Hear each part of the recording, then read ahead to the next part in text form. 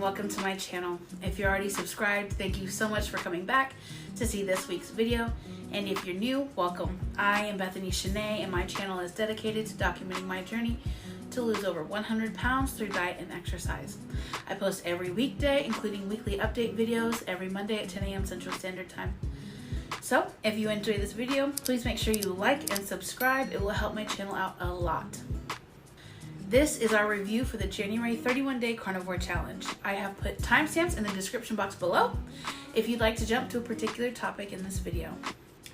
Quick disclaimer, I am not a nutritionist or a medical professional in any way. This is not medical advice. I am only sharing what I've experienced on my journey to get healthy and any tips or tricks I find along the way. To call these past 31 days a challenge is an understatement. I've really struggled. I've rediscovered eating disorders, which I've tried to overcome in the past. I've gone off plan, did it all wrong, and rerouted a couple of times to say the least. I've lost weight and gained it back, lost more and then gained it back again, all in this short amount of time. This has really been a roller coaster for me. Now, I do fully understand that this challenge was especially difficult for me because of my disordered eating, and it may not be nearly as difficult for someone to start who doesn't have the mental blocks and who has more discipline than I do.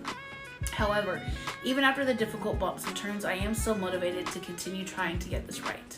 As you saw in the opening clip, I recollected a couple of pounds I'd lost. 1.2 pounds to be exact. I'm now back up to 267.2 pounds, meaning during the 31-day Carnivore Challenge, I lost 4.6 pounds. This definitely is not how I intended or expected the review video starting when I decided to embark on this challenge and share it with the world. However, it is my truth. It highlights for me I have more changes to make and inner work to be done. Our bodies and perspectives of the world around us are usually manifestations of what's going on within us. Disordered eating starts within the mind. For me, it's my difficulty giving up alcohol and chocolate. When I drink, I gain weight, even if I don't eat off plan. And the sugar-free chocolates make me crave more sweets and more chocolate. They're both self-feeding cycles, which I'm working on. Now that we got the sad part out of the way, let's talk about the exciting news. My measurements and the before and after photos. I'll put the measurements on the right and the photos on the left. As you can see, I've lost a couple inches, which is great. I'm so glad I took beginning measurements because according to the scale, I'm not doing anything right. But according to this measuring tape, I've lost a total of 9.5 inches. I can't believe that. I knew I could feel some changes in my body in areas, but I was absolutely dumbfounded when I added up the inches lost in total. It may only be half an inch here, an inch there, etc., but it came to a whopping 9.5 inches. I will take inches over pounds any day. This is why we have to take measurements. If I were just going off the scale, I'd believe this diet wasn't doing anything for me. Hey, I'm editing today's video and I realized I forgot to tell you about my workouts. Now, I've been going to the gym in the morning before work and I've started incorporating strength training again. I've been approaching the weights in a slightly different way than I normally do. Instead of doing a slightly lighter weight and more sets, I'm doing the heaviest weight I can and 3 sets of 15. And I'm struggling towards the end of each set, which is the goal for me. I want to push myself. I believe these changes have affected both the scale and my measurements.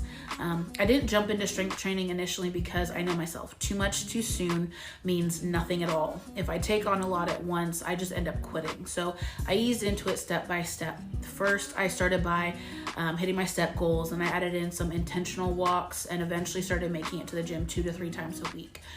Thanks to gradual increase, I was able to feel it when my body started craving strength training. I'd find myself thinking about hitting the leg press or what weights I want to do. So I started, and now I'm so excited to continue with it. Finally, what did this past month teach me? I learned a few things. 1, counting calories is useless on this diet.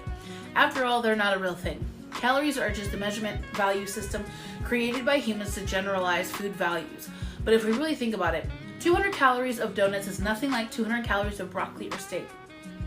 It would take way more for our body to truly burn off the donuts than the broccoli or steak. So in all fairness, calories aren't even accurate for what they were created for. 2, if I eat and drink anything that triggers the sweetness receptors on my tongue, I will crave more sweets, feel hungrier more often, and my true hunger cues get all jumbled up. When I consume these products, it keeps the carb addiction alive.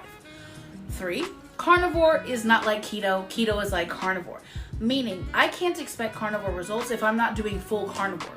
With keto, you can do dirty keto and get pretty damn good results. But on carnivore, you really need to clear out everything. Just eat meat, that's it. And 4, finally, alcohol. Not only does it hit harder when on a carnivore diet, but the negative effects like bloat, water retention, and fatigue are also more intense.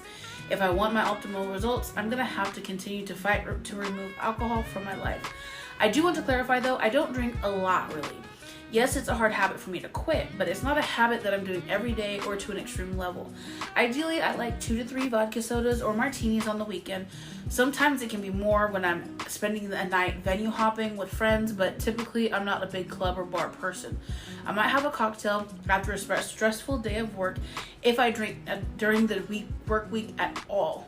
I've healed a lot of the issues I dealt with and carried when I was younger, so I think that's contributed to the improvement that I have had over the years.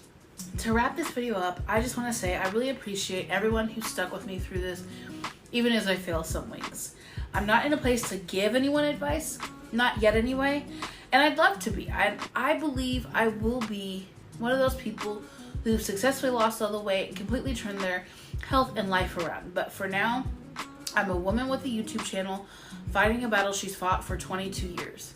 And I'm hoping that by sharing what I'm learning and all my mistakes along the way, that someone who sees this will be able to avoid those same mistakes for themselves and find their own success. This wraps up the January 2024 31-Day Carnivore Challenge.